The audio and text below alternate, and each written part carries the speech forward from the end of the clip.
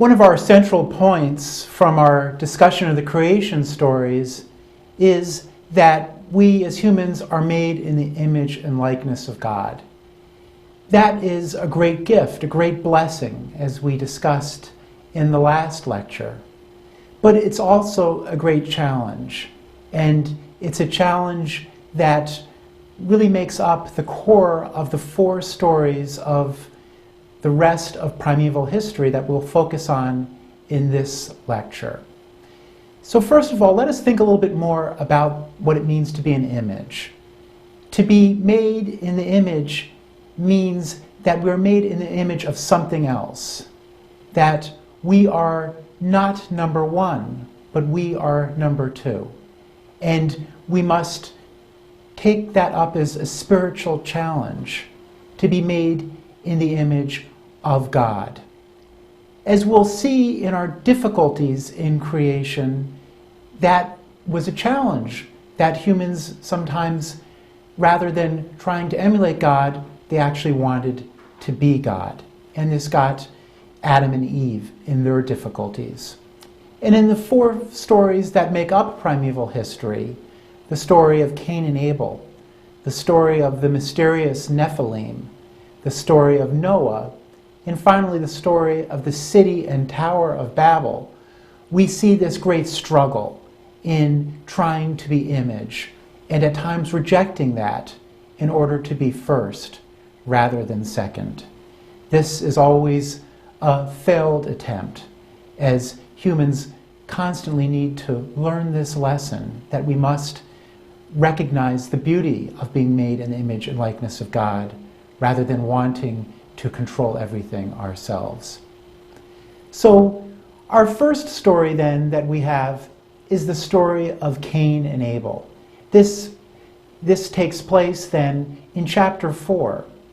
And while all of primeval history is from chapter 1 to chapter 11, we have a clear turn in the narrative in chapter 4, the introduction of new material, of a new story. And the story of Cain and Abel is a very important story that we'll see time and again, both in the Bible and also in Western literature and literatures of many kind. This struggle between 2 siblings who seemingly had more or less the same opportunities in life, and yet one goes in one direction and the other goes in another direction. So when we think more about this story of Cain and Abel, we have a number of challenges within this story. The story doesn't have always clear-cut answers. And this is one of the great challenges of the book of Genesis. In many ways, I think it's one of the things that makes the book of Genesis so appealing.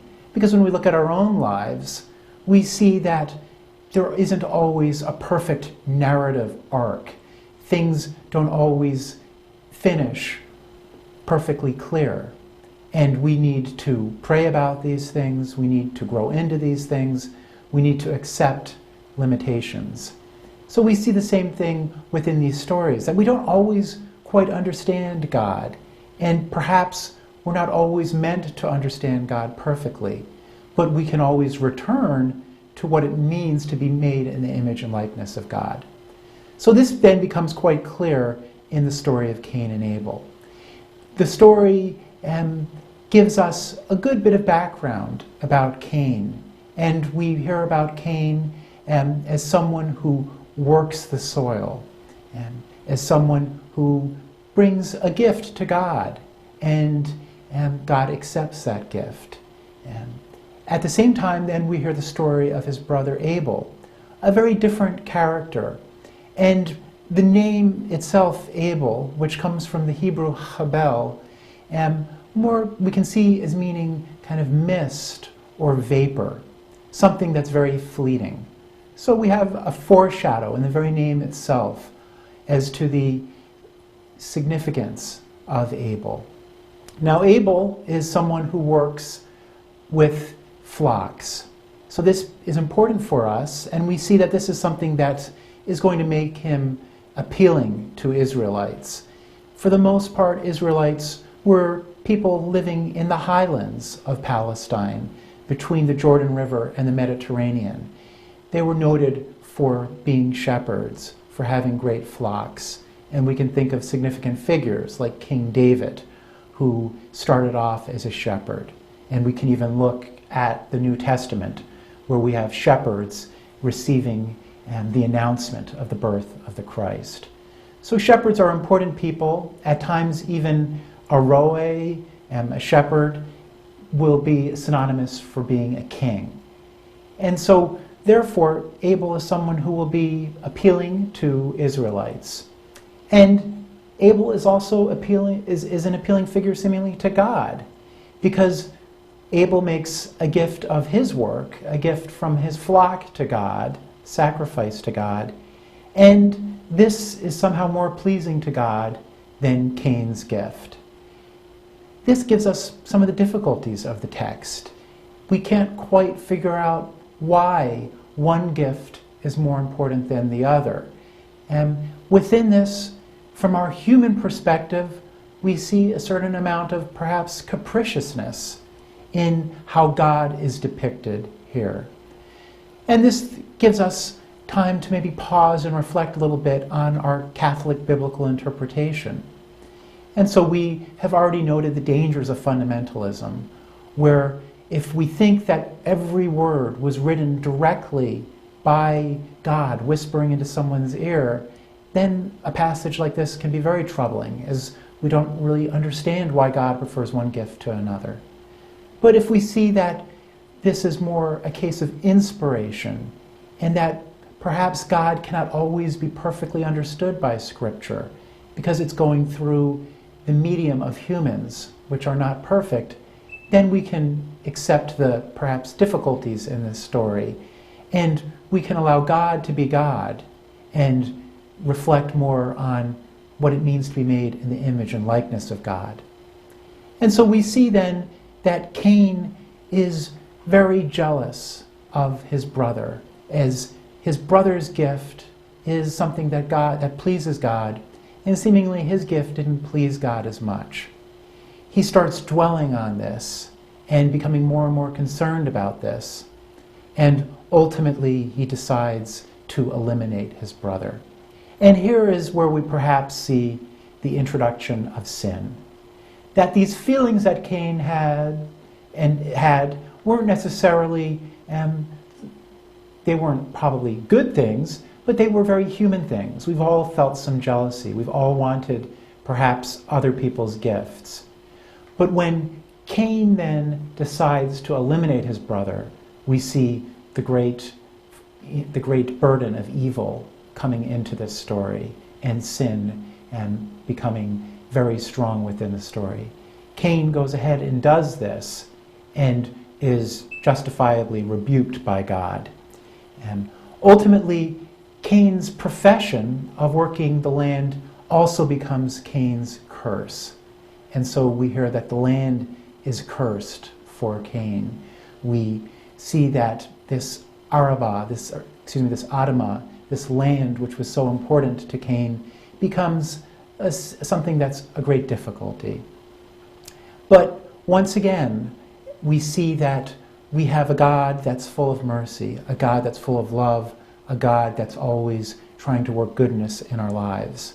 And Cain's punishment, which was very hard for him to accept, becomes then becomes mitigated by God. And God sends him out further east of Eden, but gives him the wherewithal to survive in this world. So here we find our first great kind of challenge to these initial stories.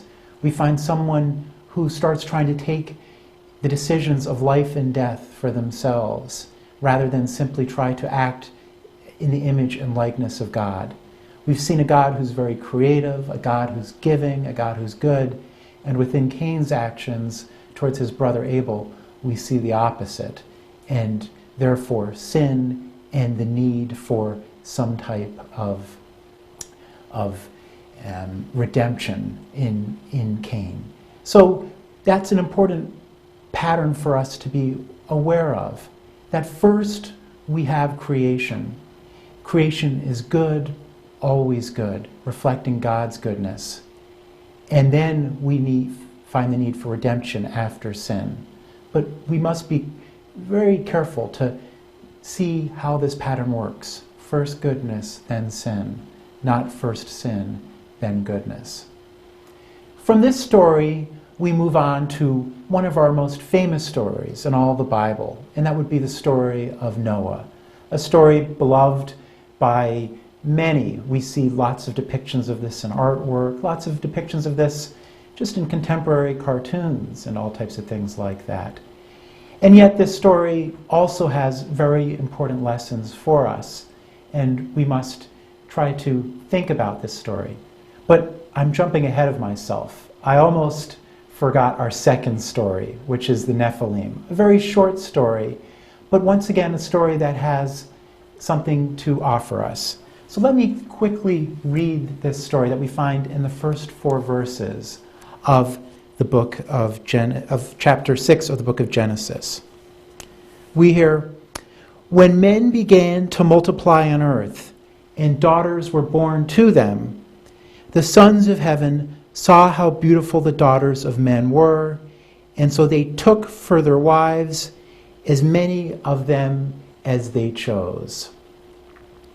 Then the Lord said, 'My spirit shall not remain in man forever, since he is but flesh. His days shall comprise 120 years.' At that time the Nephilim appeared on earth as well as later, after the sons of heaven had intercourse with the daughters of man, who bore them sons.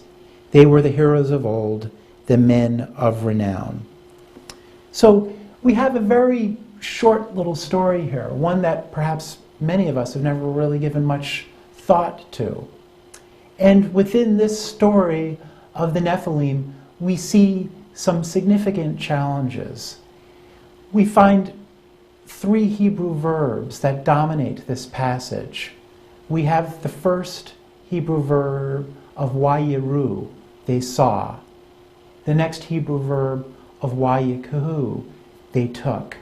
And then finally we end with wayomer, and the Lord said. This pattern gives us a sense of the problems here, that when we are working strictly through our senses, when we see, and then when we seem to just take, then we're not necessarily working through being the image and likeness of God. So we see these kind of odd Nephilim creatures refusing to respect boundaries and being very interested in the women, and God coming down and setting boundaries. So it's a very short, simple story, but at the same time it's an important story in this pattern, where these women were made in the image and likeness of God, and this was getting distorted by these odd characters, these Nephilim. And we focus once again on what it means to be made in the image and likeness of God, and how we can't do violence to that image. We can't distort that image. So after that short story, then we jump to our story of Noah. And within this story, we are going to be able to use many of the interpretive skills that we've spoken about before. So the great challenge here is that we can have a story that has 2 very strong sources interspersed throughout it.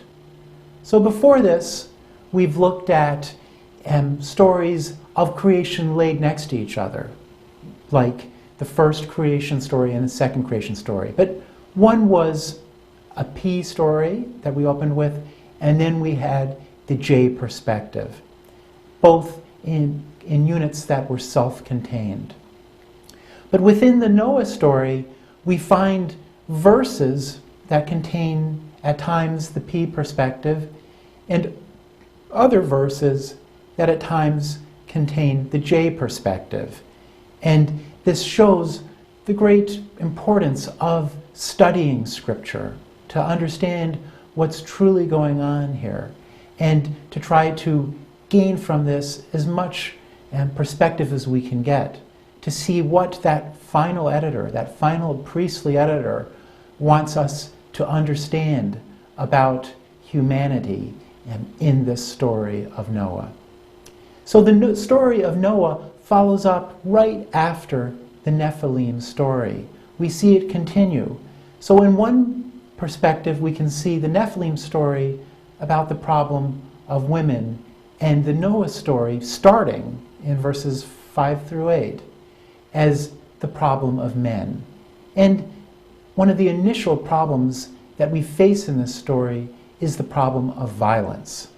Violence is something that is causing great problems in Noah's time. And violence is something that particularly concerns the priestly editor of this material. Violence is always going to be something that is very much opposed to God, that is not in the image and likeness of God.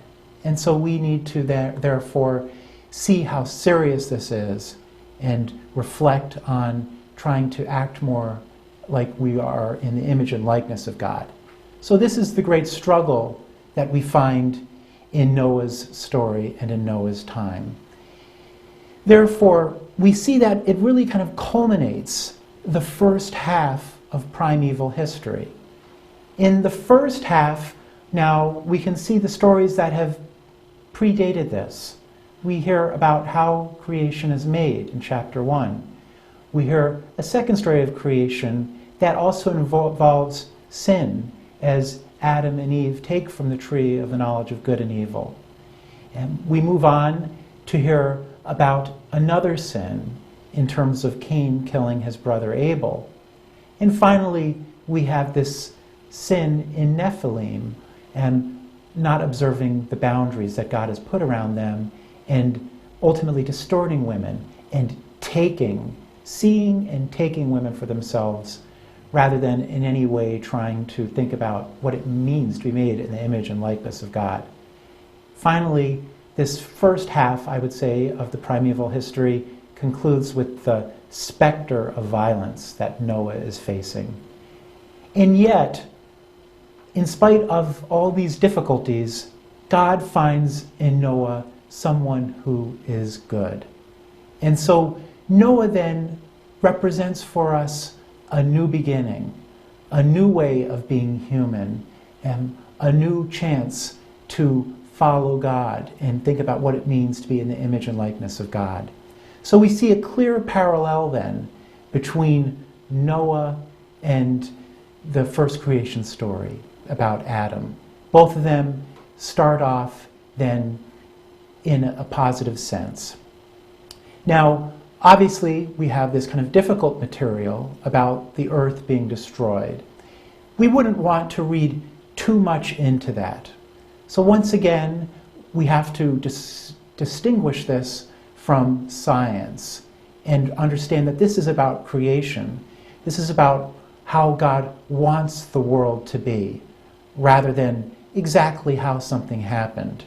So God wants the world to be free of violence, and God decides to make a new start in order to free the world of violence. Now, when we see how this is done, we see in many respects two different renditions of this. And I think this reflects the many different flood stories we have throughout different world literatures. I have read in one place that there are 68 different kind of language stories about floods throughout the world. And perhaps the most important of these for understanding the flood story about Noah is once again taken from Babylonian literature, the Epic of Gilgamesh. So within Gilgamesh, we have a very sweeping epic with many different things for us to consider. But one thing to consider in particular is that we have the story of a great flood. And we have a figure like Noah. Sometimes we call him the Babylonian Noah, Utnapishtim. And Utnapishtim also builds an ark to survive the flood. But here we see the good news that's always in our Bible. Because in the story of Gilgamesh, Utnapishtim does this secretly. He wants to survive, but he wants no one coming on his boat with him. It's all a way to kind of stay away from your enemies. And we see Utnapishtim working in kind of a fickle way with the various Babylonian gods. Whereas Noah is very much trying to share his concern, trying to fill this ark up. We see that God, in his goodness, is trying to help as many people as possible, and it simply is not happening. But there's no secrecy like what we find in Gilgamesh and we find with Utnapishtim. So therefore, we see a clear difference between the Bible and the story of Gilgamesh. We also see two different, really, causes of the flood. On the one hand, we find within the J story a story that, not surprisingly, is a little bit more anthropomorphic. We have more natural causes for things that are going on. So the flood in the J account is presented simply as too much rain, 40 days of rain, and something that we can all understand when we see floods happening throughout the world today. But the P story is a different story. The P story has a much broader canvas, a much more sweeping vision. And so within the P story, we really focus on a new creation. And so the flood in the P story really is not the result of rain. Within the P story, we see this firmament that was described in chapter 1 of Genesis as being kind of made out of this watery mass, kind of coming apart. And so there are fountains of water that spring up, and we find kind of a burst in the firmament above us, and the flood happens in this way.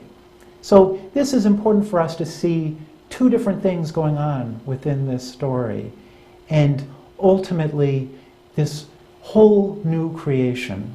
So basically, after chapter 6, verse 8, we start over again. And so right in the middle of primeval history, right in the middle of these first 11 chapters, we have a new man in Noah and a new creation. So we therefore have these kind of competing explanations, but I think it would be important for us to really focus on this as a story about what creation is, and this opportunity of renewal, this opportunity to start over again, an opportunity that each of us has every day. So this story can make more and more sense to us as we see with Noah renewal, and in our own lives the opportunity for renewal. As this story proceeds then, the 40 days of rain happens according to J, the great flood happens according to P, and we move then towards a new creation. God relents of this flood, and we start over again. We have a number of elements to the story that are still somewhat confusing, that point to this kind of mishmash of different sources within it. We see a concern for being able to make sacrifices at the end of the story. So this is led at the beginning of the story to the J source bringing 7 animals into the ark, and to the P source just bringing a pair. Because for the J source, sacrifices are legitimate at this stage, but for the P source, there are no true sacrifices until the law has been revealed at Mount Sinai. So we find these discordant elements within the story, but overall, this creates a story of great humanity, a story that I think really pulls us in and has intrigued and entertained generations upon generations of people. So at the end of this story then, we have this new creation, but we also end up with a parallel to the Adam story, because Noah's children are once again somewhat like Adam's children. He has problems with them. They don't all do what he would want them to do. They're not all focused on the image and likeness of God. And so therefore, with Japheth, Ham, and his other son, we find that they let him down and they engage in behavior that is disappointing to Noah. So things kind of fall apart a little bit, but we are able to move on. So we see that they're not as focused on being in the image and likeness of God, and sin is introduced again. Our final story in the book of Genesis, in the primeval history, is once again another very famous story, the subject of great art, the subject of much thought within both Renaissance and the modern world, and that would be the city and tower of Babel. Now, oftentimes, I think most of us are accustomed to hearing it referred to as the Tower of Babel. But really, the tower is just kind of part of the story. And this story isn't a story of great sin. So we don't have like the violence that we had in the Noah story. We don't have the killing that we had in the Cain story. But we have a story of maybe a little more similar to the Nephilim story, where boundaries aren't being observed, where people are perhaps using their senses a little more than their minds to think about what God truly wants. And so this group of people in Babel become consumed with building a city and tower that will be their identity. And all these stories are very much concerned with identity. Is Cain's identity as a follower of God or as someone better than his brother? Is the Nephilim's identity about being close to God or about violating boundaries and taking what they want? Are the people of Babel, is their identity about building a city that's greater than anything else that they'll be known for, or about focusing on being made in the image and likeness of God? And of course, we've already seen in the Noah story that the identity became tied up in violence rather than being like God. And so this challenge then is extended in the story of the city and Tower of Babel. God rejects people making things great for themselves alone. God is pushing us back, I think, to Genesis 1:26 through 28. In this story, we have heard, and I haven't commented yet on, but something very important about having dominion like God. And having dominion like God really involves kind of two Hebrew concepts: tzedakah, which we can loosely translate as justice, and shalom, which we can translate as peace. This is what our work is if we are to be true followers of God. This is not what was happening in Babel. Instead, they were building a city that was enormous, that was going to be better known than anything. And God dispersed the people. God gave them different languages in order to refocus them. And so this then is our lesson, that we must be focused on justice and we must be focused on peace.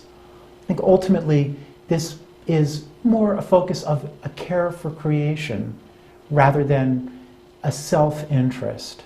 If we care for creation, justice comes forth from that.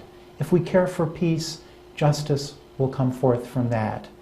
And I think this leaves us with some very important questions for our day when we are challenged by, I think, technology run amok at times, where people simply want to make all the decisions about the beginning and end of life, where people want to ignore nature and fraying and breaking and ultimately leading to environmental catastrophes or to kind of states of global warming that can be very hazardous. We have to say, in some ways, that's our Babel. And yet we're challenged to go back to a care for creation, a care that's based in justice, a care that's based in peace. So we end up then with some important questions at the end of this lecture.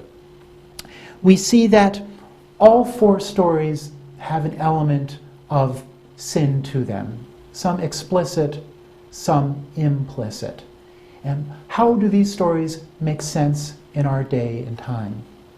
We also see that these stories are trying to explain things. The technical word for this is etiology. How do we understand why we have different languages? How do we understand environmental events in our world? How do we understand God or understand our inner feelings? These stories ask us to think about these things, and I think they push us to go back to Genesis 1:26 through 28, to realize that being made in the image and likeness of God is being number two, and is having a good God to follow through justice and peace.